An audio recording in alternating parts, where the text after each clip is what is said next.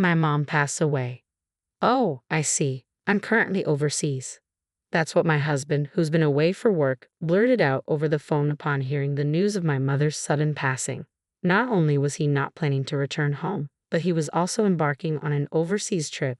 I was stunned, but what unfolded 3 days later was even more surreal. His own parents passed away, and I couldn't reach him.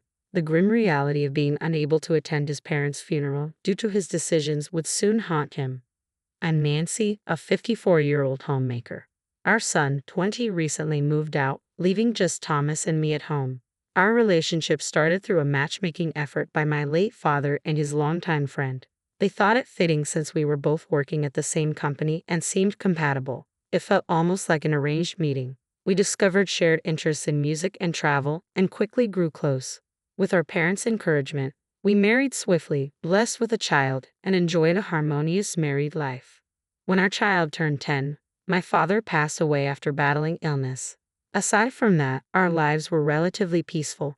However, there was one aspect of parenting that troubled me deeply. As a homemaker, our livelihood depended on my husband's salary, for which I was grateful. Yet he often claimed he was too busy with work, staying late into the night and arriving home just before the last train, when he came home at all.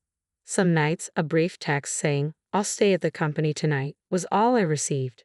Many of the meals I lovingly prepared went uneaten. I wished he would inform me earlier if he couldn't make it home, and I questioned whether he was truly that occupied. My husband worked at the same company where my father once did. Despite my father's frequent business trips, he always made it home by nightfall or stayed overnight at work. With mortgage payments, raising our child, and daily expenses weighing on us, I couldn't voice my discontent loudly, knowing all our income came from his efforts. But his work shouldn't have exempted him from household responsibilities or caring for our child. My frustration grew as he consistently prioritized time with friends on his days off. The only glimpse our son had of his father was waking up to find him asleep beside him in the morning. Once our son began to speak, I realized he saw his father not as a parent but as a distant figure always absent from home. It felt overwhelming, like I was shouldering the burden of raising our child alone. I had confided this to my father once, but he dismissed it, insisting, "Thomas is doing his best at our company. Don't criticize your husband. Must I always support him unquestioningly?" My father staunchly believed in traditional gender roles. My mother, in turn, would listen to my grievances and gently remark, "He doesn't understand the hardships of a woman," with a resigned smile. After my father passed away, my mother's vitality faded, and I felt I couldn't burden her with my complaints about Thomas. Though she often complained about my father to me, deep down, she loved him. I had hoped to emulate my parents' loving household, but despite outward appearances, ours was different. In truth, I yearned for mutual respect. Before I knew it, a decade had passed in much the same routine. Even after our son grew up and moved out, our daily life remained largely unchanged. One day, I cautiously expressed my feelings to my husband, who rarely paid attention to household matters. "Listen, dear, now that our son is grown and living on his own, perhaps you don't need to work such long hours. I'd like you to come home earlier and spend more time here with us. We could tackle chores together, share meals." My intention was simply to encourage him to spend more time at home, but he took offense at the mention of chores and reacted with anger. "What do you think I'm working so hard for every day? And you don't even work. You expect me to come home exhausted and still do housework?" With that, he yelled and slammed the front door as he stormed out of the house. The resounding slam echoed his deep frustration. At this rate, he might not return home for days. Though my heart ached deeply, my mind strangely stayed calm. Why is it like this? All I want is a harmonious life with my husband. Did I say something wrong? Could I have handled it better to avoid upsetting him? My mother, in similar situations, seemed to handle them with grace. What's different between her and me? As I pondered, tears began to trickle down my face without my realizing it. 4 days later, my husband returned home. I'm sorry, I apologized to him. I wasn't entirely sure what I was apologizing for. I didn't feel like I had done anything wrong, yet I always apologized, and he always forgave me. This had become our routine way of reconciling. "Yeah, whatever," he said, but our relationship clearly deteriorated after that. Or perhaps it was just my dissatisfaction. Until now, I had always assumed fault and acted submissive.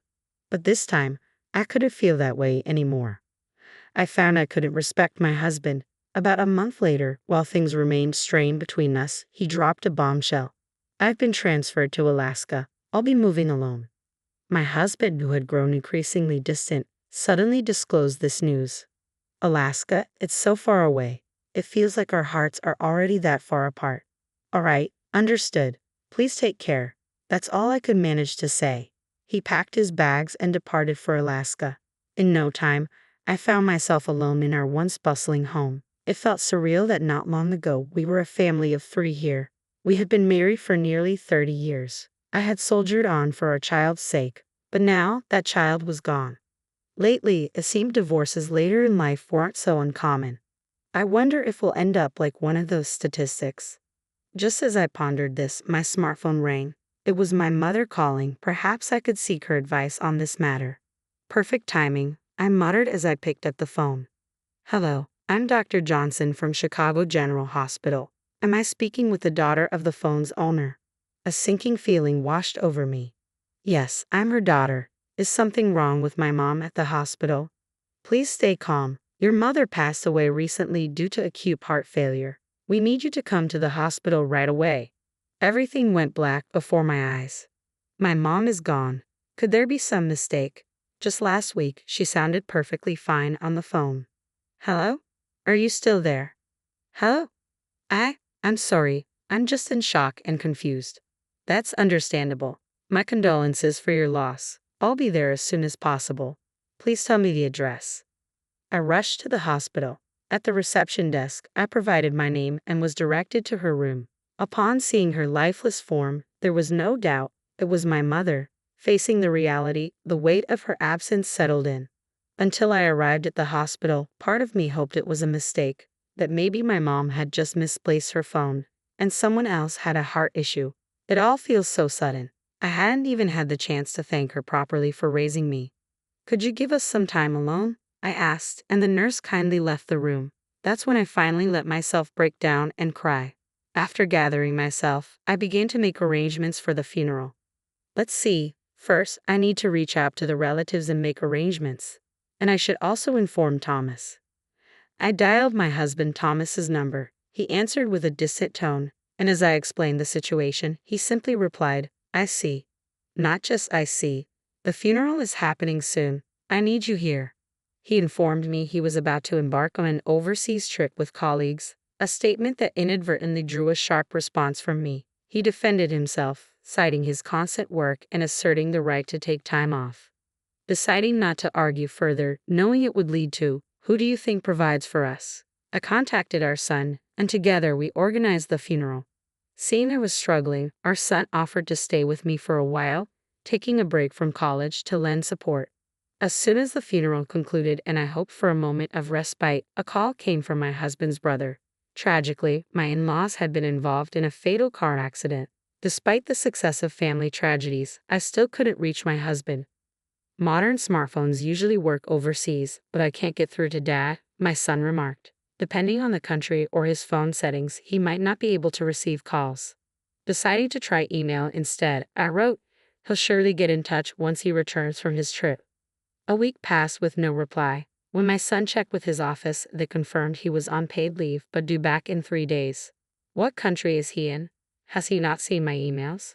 What about his parents? Suspicious that my husband might be with his mistress, I hired a private investigator. Within 3 days, I got the answer. He was indeed having an affair. My husband took a woman he met on his trip to Japan sightseeing. I received several photos of them happily exploring the city together. It seems he's having quite a good time. In his new assignment in Alaska, I questioned what I had been accommodating all this time. Was it concern for my hard-working husband? In reality, he's just a deceitful man who travels abroad for pleasure and engages in affairs. This might not be his first time. Filled with anger, fueled by years of patience, I called my husband's office and urgently requested to speak with him. Hello? What's so urgent? I've asked you not to disturb me at work unless it's important. Didn't you read my email? Our parents have passed away. You mean your mom, right? You mentioned that earlier. Are you still upset about it? I finally managed to take some time off. No, I mean your parents. They were in a car accident. What? Are you serious? Why would I make something like this up? You claim to have just returned from abroad, but I've heard you've been back for days. Why haven't you been checking your emails?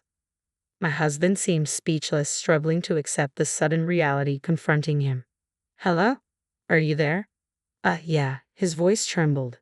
Though he had shown no hesitation in missing my mother's funeral, the news of his own parents seemed to rattle him. The funeral is done, and they've already been cremated. It's too late for remorse. I felt no sympathy as I coldly added, "You need to come back immediately." I thought I heard a strained response from him, but I hung up without acknowledging it. Mom, what's going on? He's on his way home now. And just so you know, I'm filing for divorce from your father today. What? Why all of a sudden? I understand you're upset he hasn't been reachable during this busy time, but isn't divorce a bit extreme? I laid out everything to my son. It was a harsh reality to burden him with, but he's an adult now. I believed it was better to be honest than to fabricate excuses. This is indefensible. I'm standing by you, Mom. With my son's support assured, everything was prepared. Soon after, my husband arrived home. "I'm back." His tone, usually brash, now lacked its usual vigor. He appeared as a pitiful man, having lost both parents at once and unable to attend their funerals. "But I need to talk to you. Your brother was pretty upset about everything, you know." I couldn't help it. Even after returning to Japan, I was busy with client meetings. Quite a young client, isn't she? With that, I showed him the picture I received from the private investigator. "What? Where did you get this? Look at you two, arm in arm, having a good time. If this really is just a client, have you picked up some new tricks? It seems like this isn't your first time." I dropped the bombshell, and the impact was immediate. "So I've been caught," my husband admitted without hesitation. He must have realized there was no point in trying to deny it. I pressed on. "You didn't even try to see your parents in their final moments, let alone mine." "Shut up. You have no idea how stressful my job is. I work tirelessly to support this family.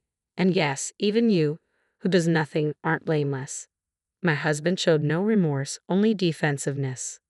You're despicable. I'm ashamed to call you my father. Let's end this. Let's get a divorce. I'll file for alimony later. Your personal belongings will be sent from this house via FedEx. I'll be relieved to be rid of a parasite like you. You'll get the standard alimony, but don't expect any more than that. I had thought I was doing everything for my husband, but had he really seen me as a burden all this time? What had I been enduring all these years? Considering the money he spent on his numerous affairs, I decided to claim $45,000 in alimony. Whether he could afford it or not, he paid it in one lump sum. Previously, I used to keep track of our finances, so I had a rough idea of his financial situation. However, his overseas escapades with mistresses, bringing them to Japan and partying, coupled with his absence at his own parents' funerals, caused rumors to circulate within the company, leading to his resignation. He had held a respectable position at the company, which he likely believed he had earned on merit. In reality, his entry into the company had been facilitated through his parents' connections. Now, lacking any special skills, my husband struggled to secure even part-time work after failing to find another full-time job. According to my brothers-in-law, losing his family, job, and now his parents without the chance to say goodbye seemed to be pushing my husband to his limits. He can't sleep without taking sleeping pills and is reportedly seeing a psychiatrist. I felt no sympathy whatsoever. My son, who had promised to stay with me during this turbulent divorce, returned home concerned about my physical and mental exhaustion. I think I'll live modestly with my son. Looking ahead, I probably should have saved the alimony, but I needed a change of scenery. So I've decided to take my first overseas trip with my son. After that, I plan to start working part-time. The thought of trying something new fills me with excitement. It feels like my life is just beginning.